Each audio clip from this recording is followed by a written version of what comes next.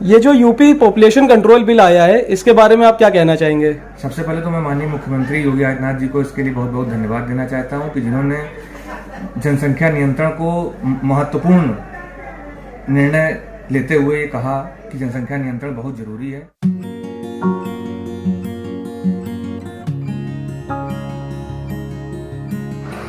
नमस्कार दोस्तों, स्वागत है आप सबका हमारे YouTube चैनल कानून इनसाइट में। आज हम लोग बात करने जा रहे हैं उत्तर प्रदेश की योगी सरकार द्वारा लाए गए जनसंख्या नियंत्रण कानून के बारे में। जी हाँ, जैसा कि हम सब जानते हैं कि आज के समय में हमारे देश में, हमारे प्रदेश में अगर कोई भी समस्या होती है तो उसके पीछे का एक मुख्य कारण जनसंख्या का ज़रूर होता है। अगर पॉपुलेशन हमारी कंट्रोल हो जाए तो हमारी बहुत सारी प्रॉब्लम्स ऐसे ही सॉल्व हो सकती है।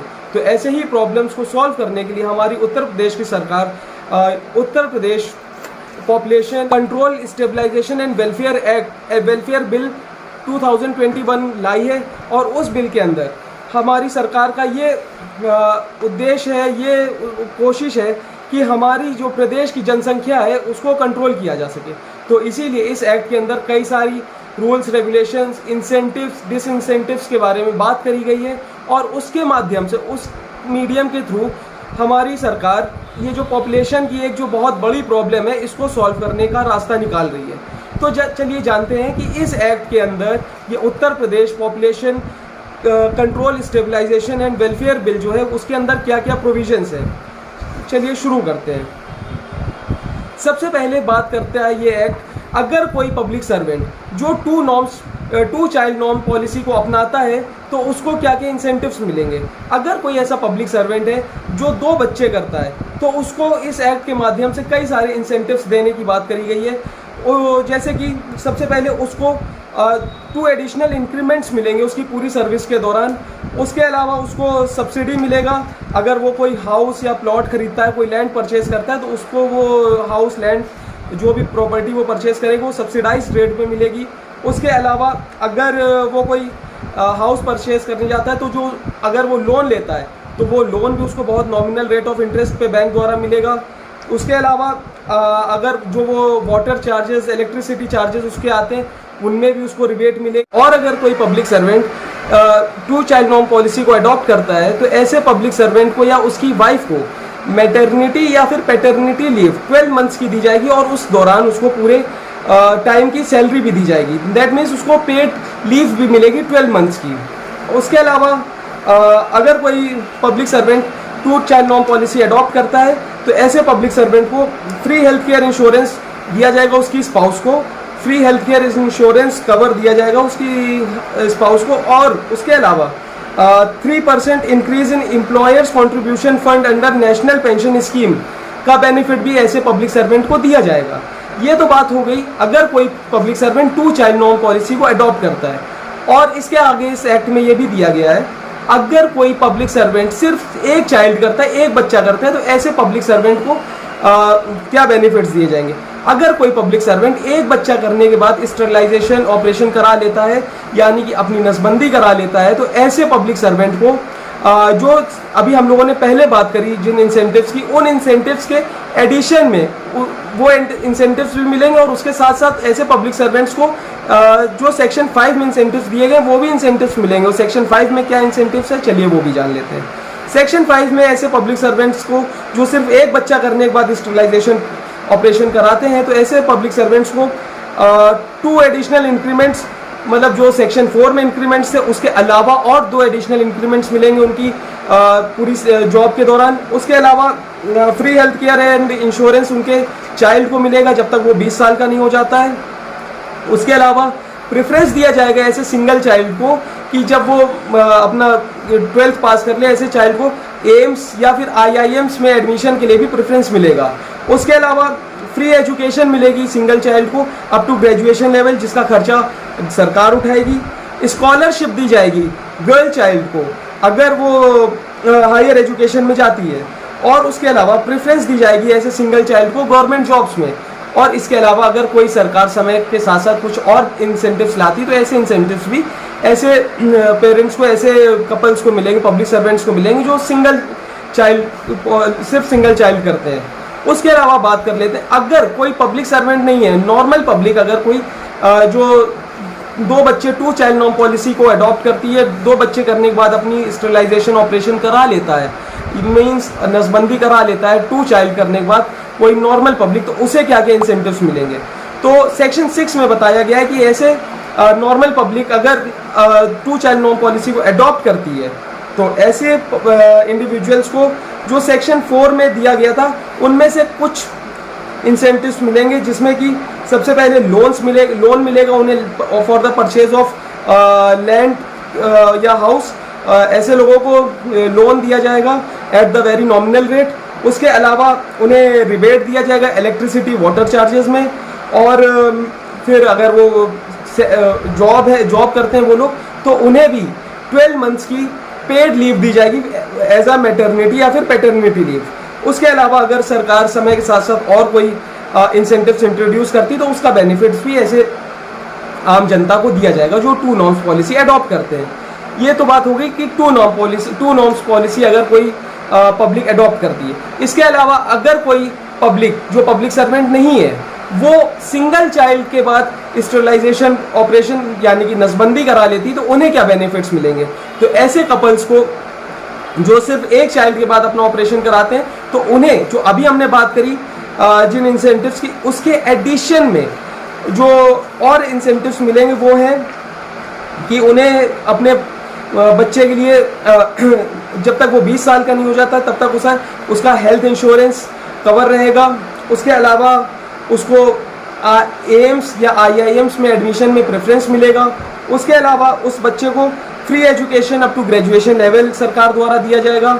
उसके अलावा स्कॉलरशिप, अगर वो बच्ची गर्ल चाइल्ड है तो उसे हायर एजुकेशन के लिए स्कॉलरशिप्स भी दी जाएंगी। और अगर वो चाइल्ड गवर्नमेंट जॉब के लिए अप्लाई करता है तो उस बच्चे को प्रेफरेंस गवर्नमेंट जॉब में भी दिया जाएगा। तो ये सारी बातें हो गई। अगर कोई पेरेंट कोई कपल जो पब्लिक सर्वेंट नहीं है वो सिंगल चाइल्ड करते हैं तो उन्हें ये इंसेंटिव्स दिए जाएंगे।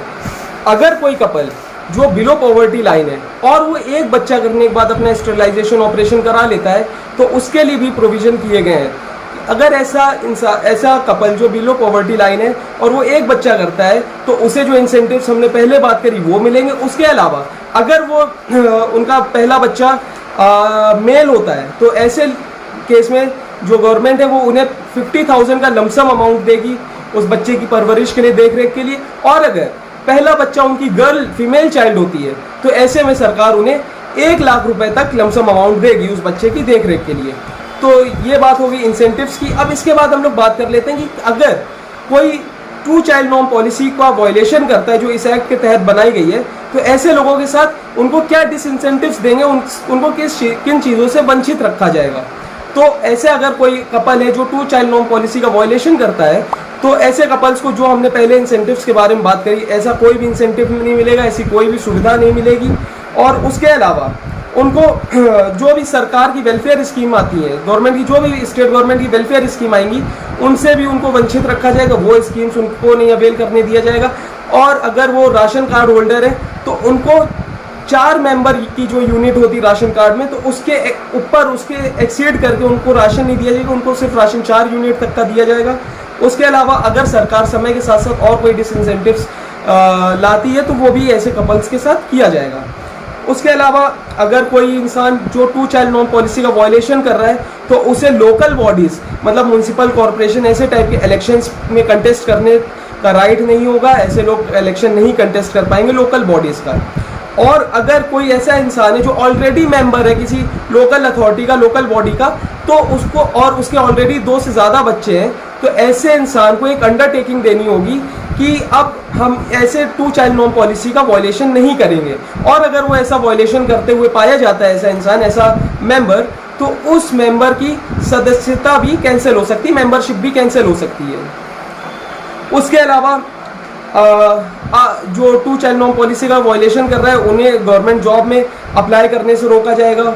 ऐसे लोग स्टेट द्वारा निकाली गई गवर्नमेंट जॉब्स को नहीं अप्लाई कर सकते हैं। इसके अलावा अगर कोई व्यक्ति जो ऑलरेडी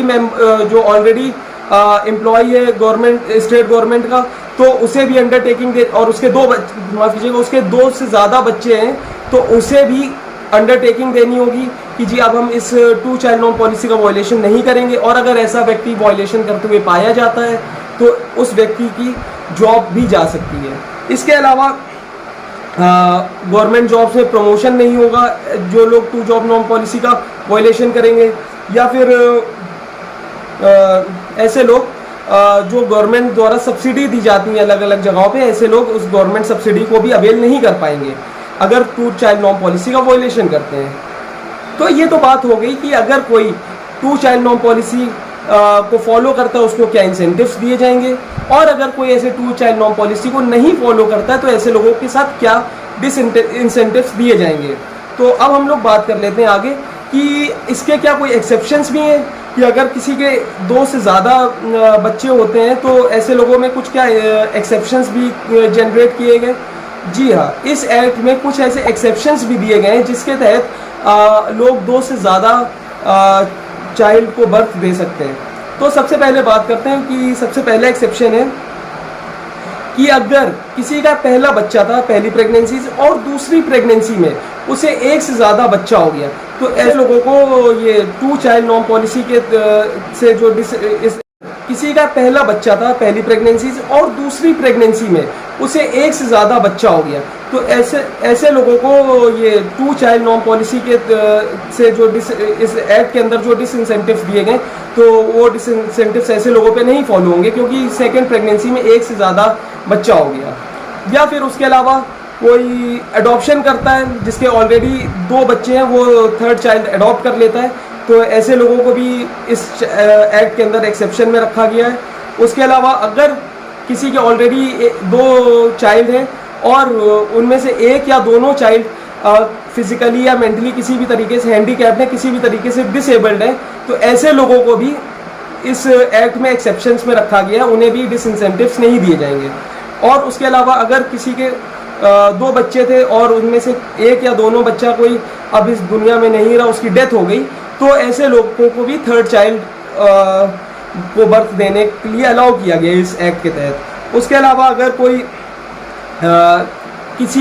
कोई ऐसा कपल है जो बच्चा एक्सपेक्ट कर रहा है from the commencement of this act, जिस डेट को ये एक्ट आएगा उस एक्ट से अगर 1 साल के भीतर किसी का बच्चा होता है तो वो भी उसका भी थर्ड चाइल्ड ऐसे व्यक्ति को 2 चाइल्ड नॉर्म पॉलिसी में डिसइंसेंटिव्स के लिए एंटाइटल्ड नहीं करेगा। तो ये सारे कुछ एक्सेप्शंस थे जो इस एक्ट के तहत बनाए गए हैं कि जिनमें 2 चाइल्ड नॉर्म पॉलिसी का वायलेशन नहीं माना जाएगा अगर इनकेस वो 2 से ज़्यादा बच्चे उनके होते हैं तो। उसके अलावा अब बात कर लेते हैं हम लोग कि इस एक्ट के अंदर जो सरकार है उसकी क्या क्या ड्यूटीज़ हैं। इसमें सरकार के लिए भी कुछ ड्यूटीज़ बनाई गई हैं। इसमें जो सेक्शन 23 है उसके अंडर बहुत सारी ड्यूटीज़ की एक लिस्ट दी गई है जो सरकार को फॉलो करना है, जो सरकार को ये 2 चाइल्ड नॉर्म पॉलिसी को जनता में उसका प्रचार करना होगा। उसके लिए अवेयरनेस फैलाने के लिए जो काम है सरकार को करना होगा कि सबसे पहले मैटरनिटी सेंटर्स हर जगह पे बनाए। उसके अलावा कॉन्ट्रासेप्टिव्स का जो यूज़ है उसके लिए अवेयरनेस लोगों के बीच में बताए, फैमिली प्लानिंग के बारे में लोगों में अवेयरनेस फैलाए, और इस तरीके की कई सारी एक लंबी चौड़ी लिस्ट दी गई है इस एक्ट में। उसके अलावा जो सबसे मुख्य चीज़ सरकार की ड्यूटी के रूप में इस एक्ट में बताई गई है, सेक्शन 26 बोलता है compulsory insurance to cover cases of failure of tubectomy and vasectomy, यानी कि अगर कोई व्यक्ति जो कि अपना स्टरलाइजेशन ऑपरेशन करा लेता है और उसके बावजूद भी अगर उसका वो प्रेग्नेंट होता है या उसकी स्पाउस प्रेग्नेंट होती, तो ऐसे केसेस में जिस भी सर्जन ने उसका ऑपरेशन किया था तो उस सर्जन या उस हॉस्पिटल स्टाफ का इंश्योरेंस करेगी। कंपलसरी इंश्योरेंस सरकार को करना होगा ताकि वो उस कपल को जो कंपनसेशन है वो दे सके। तो ऐसे कपल्स जो कि ऑपरेशन के बावजूद प्रेग्नेंट हो रहे हैं, तो ऐसे कपल्स को कंपनसेशन देने के लिए भी इसमें योजना करी गई है, इसमें प्रोविजंस दिए गए हैं इस एक्ट के अंदर। और ऐसे कपल्स को जो ऐसे सर्जन्स हैं जो ऑपरेशन करते हैं उनका इंश्योरेंस किया जाएगा, और अगर ऐसे सर्जन्स की कोई नेग्लिजेंसी सामने आती है तो उसके लिए भी उनको पनिश किया जाएगा, उनसे कंपनसेशन दिलाया जाएगा ऐसे कपल्स को। तो ये तो सारी बात हो गई है इस एक्ट की। इस एक्ट में जो जो प्रोविजंस दिए गए पॉपुलेशन को कंट्रोल करने के लिए, और साथ ही साथ जो इंसेंटिव्स दिए जाएंगे इस एक्ट को फॉलो करने के लिए, जो 2 चाइल्ड नॉर्म पॉलिसी उसको फॉलो करने के लिए, और अगर कोई नहीं फॉलो करता है तो उसके लिए इस एक्ट के अंदर बहुत सारे इंसेंटिव्स भी बनाए गए, कुछ ऐसे प्रोविजंस दिए गए जिसके तहत वो बहुत सारी सुख सुविधाओं से वंचित रहेंगे। तो अब हम लोग जानते हैं कि इसमें पब्लिक का क्या ओपिनियन है, पब्लिक इस एक्ट के बारे में क्या बोलती है। चलिए अब हम देखते हैं कि पब्लिक का रिव्यू क्या है। ये जो यूपी पॉपुलेशन कंट्रोल बिल आया है, इसके बारे में आप क्या कहना चाहेंगे? सबसे पहले तो मैं माननीय मुख्यमंत्री योगी आदित्यनाथ जी को इसके लिए बहुत बहुत धन्यवाद देना चाहता हूँ कि जिन्होंने जनसंख्या नियंत्रण को महत्वपूर्ण निर्णय लेते हुए कहा कि जनसंख्या नियंत्रण बहुत जरूरी है। हर विभाग में, हर सेक्टर में, हर जगह सबसे अगर बड़ा कोई मुद्दा है आज की डेट में, सबसे ज़्यादा परेशानी का मुद्दा है तो वो जनसंख्या, जिसकी वजह से सभी को लाभ नहीं मिल पा रहा है। और माननीय मुख्यमंत्री जी को इसके लिए विशेष धन्यवाद देना चाहता हूँ। धन्यवाद। ये जो जनसंख्या नियंत्रण कानून आया है, इसके बारे में आप क्या कहना चाहेंगे? ये जनहित के लिए एक बहुत उचित और बहुत इस वक्त का ज़रूरी कदम है। ये जनसंख्या नियंत्रण कानून, जो इसकी मैं सराहना करता हूँ और इसको ज़्यादा से ज़्यादा लोग पसंद करते हैं। मिश्रा उत्तर प्रदेश गवर्नमेंट के द्वारा लाए गए जनसंख्या नियंत्रण बिल का पूर्णतया समर्थन करती हूँ, क्योंकि जनसंख्या एक ऐसा फैक्टर है जिसके थ्रू हम अपने देश का और प्रदेश का विकास कर सकते हैं, जनसंख्या को कम करके।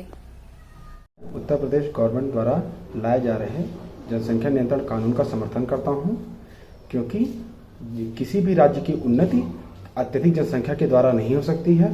दूसरे शब्दों में, जितनी ज़्यादा जनसंख्या होगी उतना ही कम विकास होगा उस राज्य का। इसलिए मैं सभी राजनीतिक पार्टियों से यह कहना चाहूँगा कि अपने आपसी मतभेद को भूलकर कृपया एक साथ आवें और देश की और उत्तर प्रदेश की आवाम को यह संदेश दें कि अब हमें जनसंख्या नियंत्रण कानून की आवश्यकता है।